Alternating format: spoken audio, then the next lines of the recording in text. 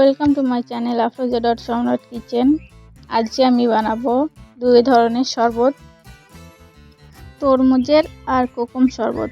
তো তোমরা ভিডিওটা প্রথম থেকে শেষ পর্যন্ত দেখতে থাকো। তো সারাদিন রোজা রাখার পরে এইরকম শরবত পেলে কিন্তু আর কিছুর প্রয়োজন নেই। তো তোমরা দেখো আমি কিভাবে বানাই।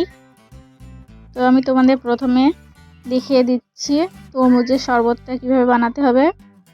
তো দেখো আমি এখানে তরমুজটা কিন্তু জুস বানিয়ে নিচ্ছি, আর এখানে দিচ্ছি 1 চুটকি লবণ, আর দিচ্ছি আমি এখানে 2 চামচ চিনি। তোমরা চিনিটা তোমাদের টেস্ট অনুযায়ী দেবে। আর দিচ্ছি 1 চামচ লেবু রস।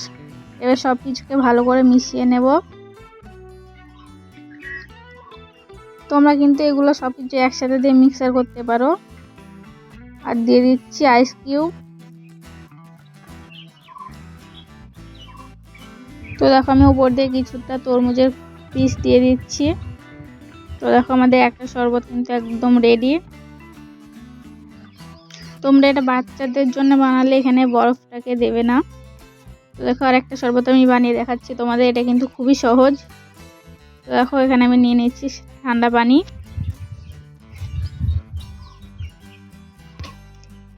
এবার এখানে দিচ্ছি আমি 3 চামচ চিনি। চিনিটা অবশ্যই তোমরা তোমাদের টেস্ট অনুযায়ী দেবে। তো দেখো আমার চিনিটা দেওয়া হয়ে গেছে। এবারে দিয়ে দিচ্ছি আমি 2 চামচ লেবুর রস।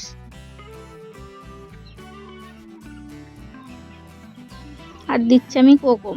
এটাকে তোমরা কি নামে চেনো আমাকে অবশ্যই জানিও। এখানে কিন্তু এটাকে কোকম বলে। তো দেখো আমি কোকমটা দিয়ে দিচ্ছি পরিমাণ অনুযায়ী। এখানে আমি 2 চামচ মতো কোকম দিয়েছি, আর দিয়েছি 1 চুটকি লবণ। লবণ দিলে কিন্তু শরবতের টেস্টটা আরও বেড়ে যায়। তো দেখো ভালো করে আমি সব কিছু মিশিয়ে নেব। তোমরা চাইলে এখানে একটু হিংও দিতে পারো।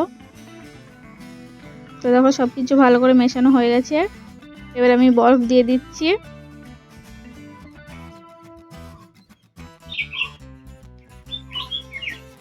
তো দেখো আমাদের শরবত কিন্তু একদম রেডি।